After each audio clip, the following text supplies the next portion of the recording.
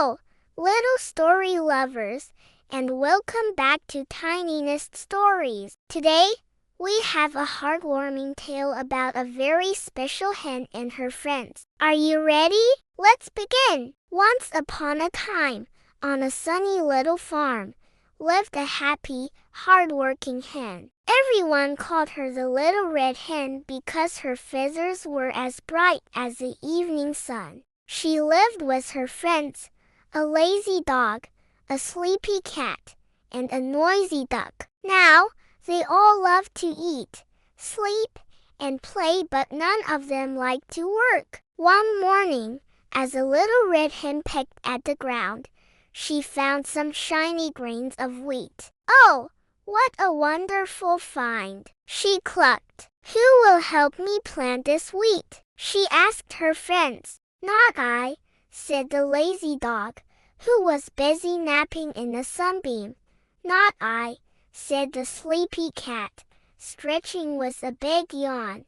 "Not I," quacked the noisy duck, splashing around in his pond. The little red hen wasn't discouraged. She just smiled and said, "Then I will plant it myself." And so she did. She carefully dug little holes, dropped the seeds in, and covered them with soil.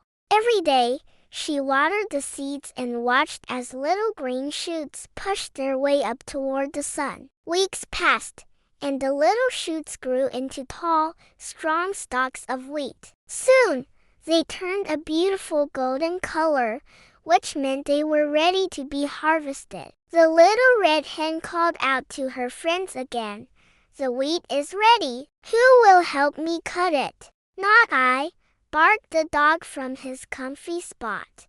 "Not I," meowed the cat, who was busy grooming her fur.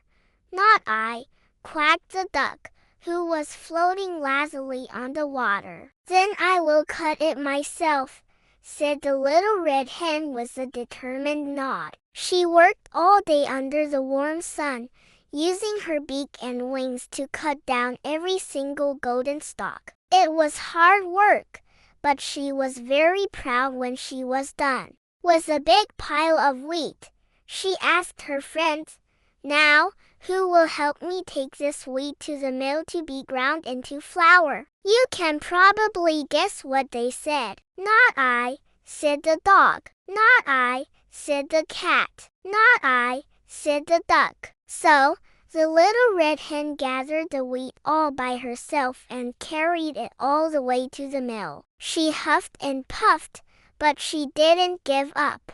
Finally, she returned home with a big bag of soft, white flour. She looked at her friends, who were still lounging around, and asked one last time, "Who will help me bake this flour into bread?" The dog just stretched, the cat yawned, and the duck flapped his wings. "Not I," they all said together. "Then I will bake it myself," said the little red hen, and she got right to work. She mixed the flour with water and yeast, kneaded the dough until it was soft and smooth, and shaped it into a lovely loaf. Then, she popped it into the oven. Soon, the most wonderful smell began to drift through the air. It was a warm, delicious scent of freshly baked bread, and it filled the entire farm. One by one, the lazy dog, the sleepy cat, and the noisy duck followed their noses to the little red hen's kitchen.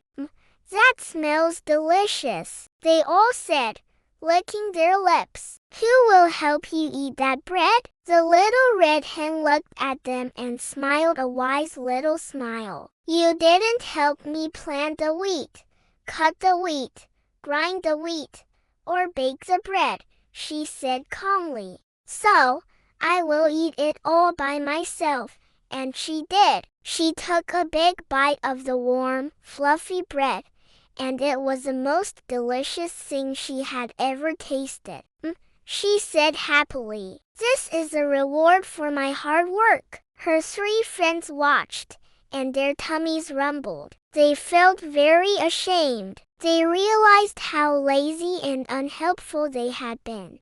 From that day on, they promised to always help the Little Red Hen. They learned that working together makes every task easier and that sharing the reward makes it even sweeter. And they all lived, worked, and shared happily ever after. And that's the story of the Little Red Hen. It reminds us that good things come to those who work for them. If you enjoyed our story today, please give this video a big thumbs up and subscribe to TinyNest Stories. Don't forget to tap the little bell so you never miss another adventure. We can't wait to see you again soon. Bye-bye.